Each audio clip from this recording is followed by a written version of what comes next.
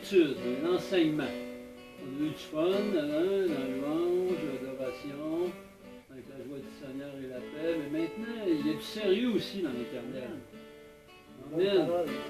2 Corinthiens 3, 17, c'est dit, là où est l'Esprit du Seigneur, là est la liberté.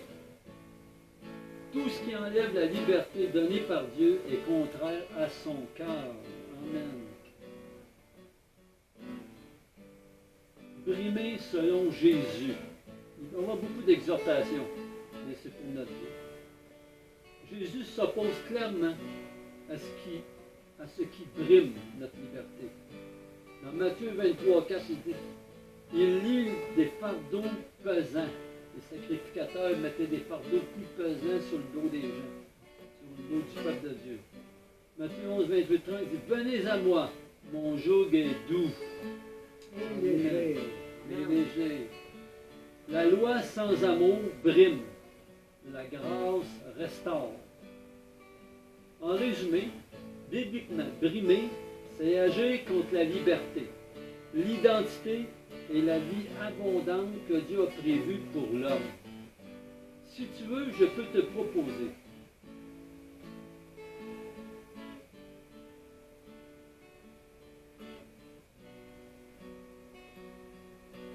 Brimer, vice, liberté en Christ. 1. Le cœur de Dieu, c'est la liberté. Dès la Genèse jusqu'à l'Évangile, Dieu se révèle comme celui qui libère. Genèse 1, 27. Dieu créa l'homme à son image, valeur, dignité, liberté. Isaïe 43, 1. Je t'ai appelé par ton nom. Dieu ne brime pas l'identité, il la révèle. Dieu n'écrase jamais, il élève. 2. Ce qui brime selon la Bible. La Bible identifie plusieurs sources de brimage. Le péché. Romains 6, 14. Le péché domine sur ton cœur. Attention. Le péché promet la liberté, mais produit l'esclavage. La peur.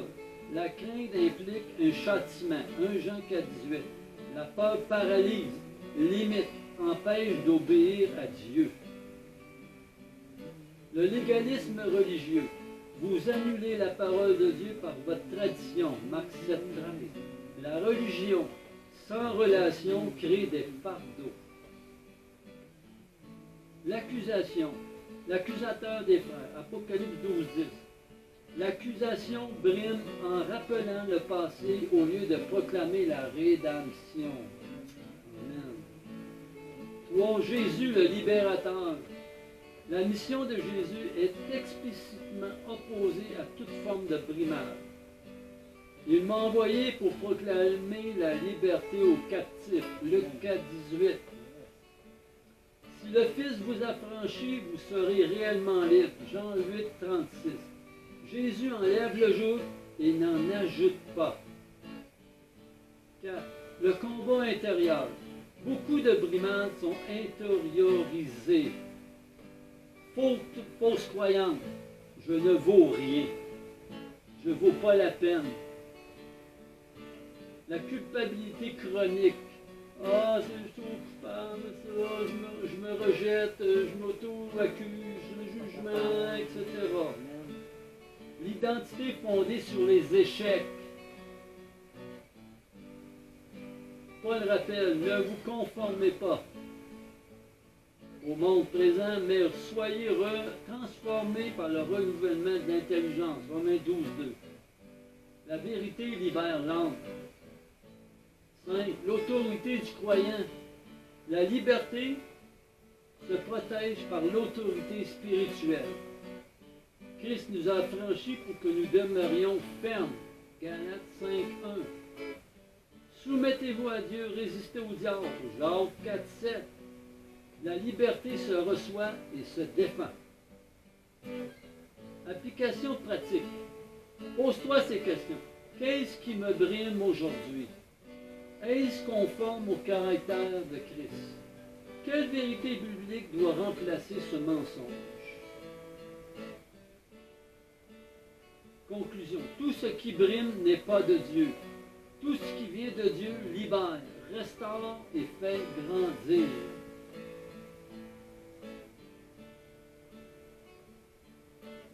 Le joug, enseignement biblique sur le joug, définition biblique.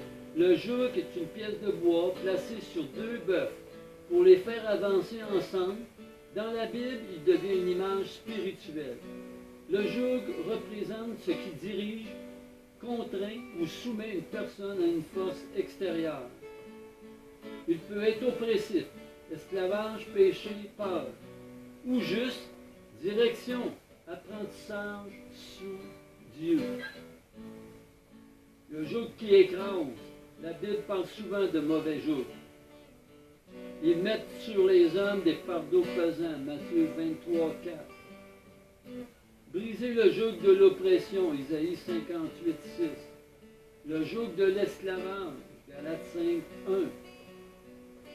Ce joug enlève la joie, étouffe l'identité, produit la peur et la culpabilité, empêche la croissance spirituelle.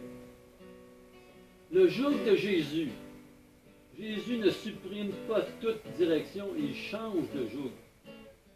Prenez mon joug sur vous, car mon joug est doux et mon fardeau léger. Matthieu 11, 29, 30. Pourquoi son joug est doux? Il est partagé. Jésus porte le poids. Il est relationnel, pas légaliste.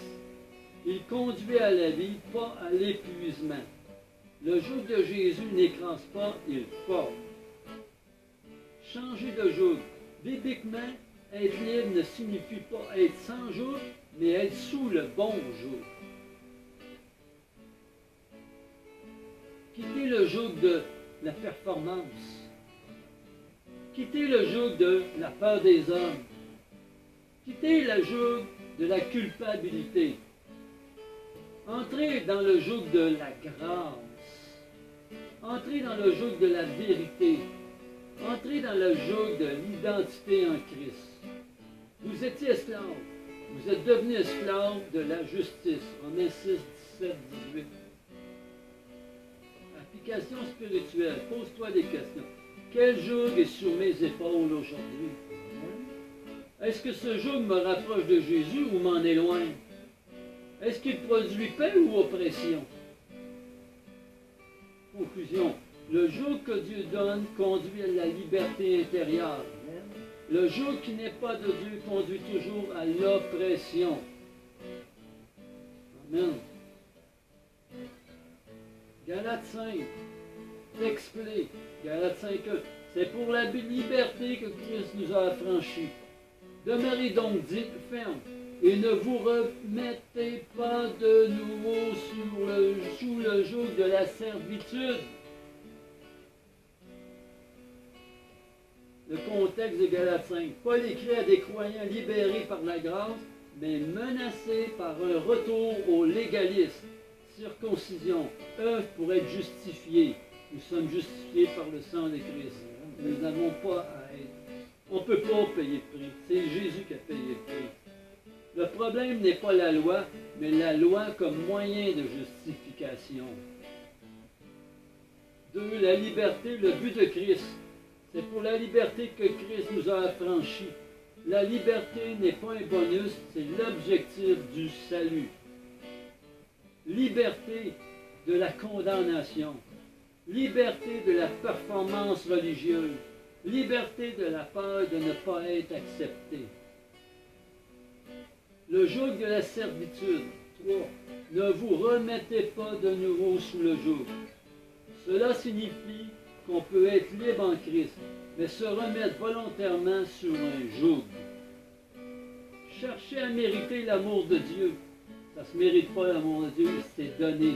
Amen. Dieu te donne l'amour. C'est par la grâce. Yeah. Vivre sous la culpabilité, non, il n'y a plus de condamnation pour ceux qui sont en Jésus-Christ. Obéir sans relation. Il faut une relation pour obéir à Jésus. La relation. Le joug revient quand la grâce est remplacée par l'effort humain. 4. Grâce égale licence. Pas l'équilibre clairement. Vous avez été appelés à la liberté, seulement ne faites pas de cette liberté un prétexte pour vivre selon la chair. Galates 5, 13. La vraie liberté n'est pas l'indépendance, et la capacité de vivre par l'esprit. 5. La vie de l'esprit, Galates 5, 16 à 26. A. Le combat intérieur, la chair a des désirs contraires à ceux de l'esprit, verset 17. B. Les œuvres de la chair, religion, immoralité, division, orgueil, contrôle. C. Le fruit de l'esprit, amour, joie, paix, patience, bonté, fidélité, douceur, maîtrise de soi. La loi tente de contrôler le péché, l'esprit transforme le cœur. Application personnelle. Demande-toi, suis-je motivé par la grâce ou par la peur? Ma relation avec Dieu produit-elle liberté ou pression? Est-ce que je marche par l'esprit ou par la performance? Conclusion. Galates 5 nous rappelle que la liberté se vit, se garde et se protège. Christ enlève le joug de la servitude pour nous faire marcher par l'esprit. Amen. Alléluia.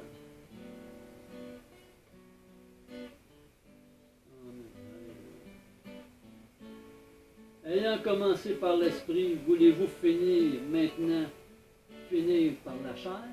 Galates 3. On est dans l'esprit ou dans la chair? On est dans l'esprit. Amen.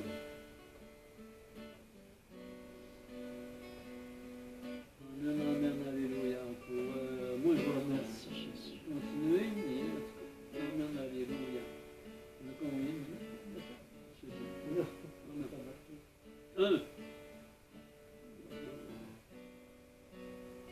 Comprendre le légalisme. Le légalisme n'est pas l'obéissance, c'est chercher à être accepté par Dieu par ses efforts au lieu de recevoir par la grâce. C'est bon? Signe du légalisme. Culpabilité constante. Peur de décevoir Dieu. Comparaison avec les autres. Relation basée sur la performance. Obéissance sans joie. La racine du légalisme. Bibliquement, le légalisme naît de la peur. Hébreux 12, 18, 21.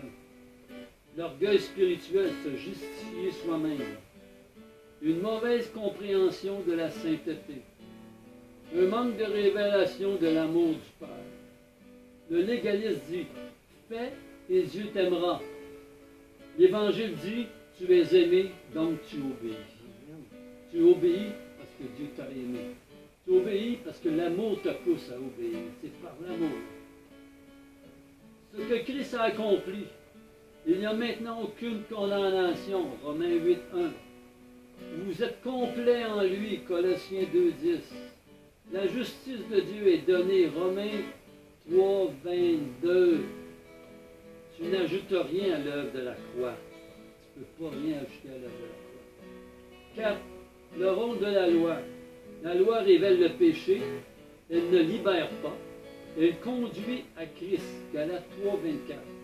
La loi est un panneau indicateur, pas une destination.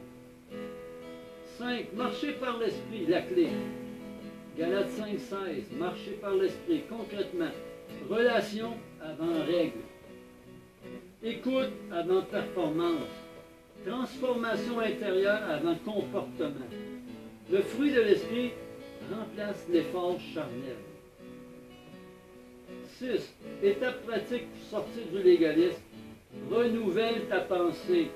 Vous êtes sauvés par la grâce. Éphésiens 2, 8, 9. Rejette la condamnation.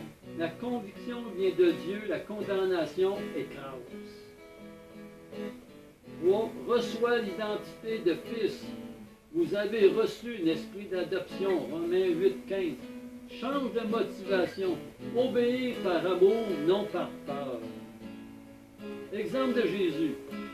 Jésus confronte souvent les légalistes, mais restaure les pécheurs repentants. Pourquoi? Parce que le légalisme empêche de voir la grâce. Conclusion. Le légalisme est un joug. La grâce enlève le joug et donne la force d'obéir. Amen. Alléluia. Sois béni, amen, alléluia. Éternel, ta parole nous transforme, Seigneur. Ta parole est comme une épée. On sépare ce qui est de la chair et de l'esprit, de la moelle et de l'os, Seigneur. Merci pour ta parole, Seigneur. Elle est là pour enseigner, corriger, pour convaincre, pour instruire, Seigneur. Pour nous motiver, pour nous transformer, pour s'unir à toi, pour améliorer notre relation avec toi, Seigneur. Oh, gloire à toi, Seigneur. Notre religion, ce n'est pas une religion, c'est une relation qu'on a. Une relation avec le Père, avec le Fils et avec le Saint-Esprit qui vient en nous. Merci, Seigneur. Alléluia, et sois béni. Et soyez bénis. Amen. Soyez bénis, tous ceux qui écoutent. Et que ces paroles, Seigneur, transforment nos cœurs, transforment vos pensées. Et marchez par l'Esprit. Jésus est notre exemple. Amen.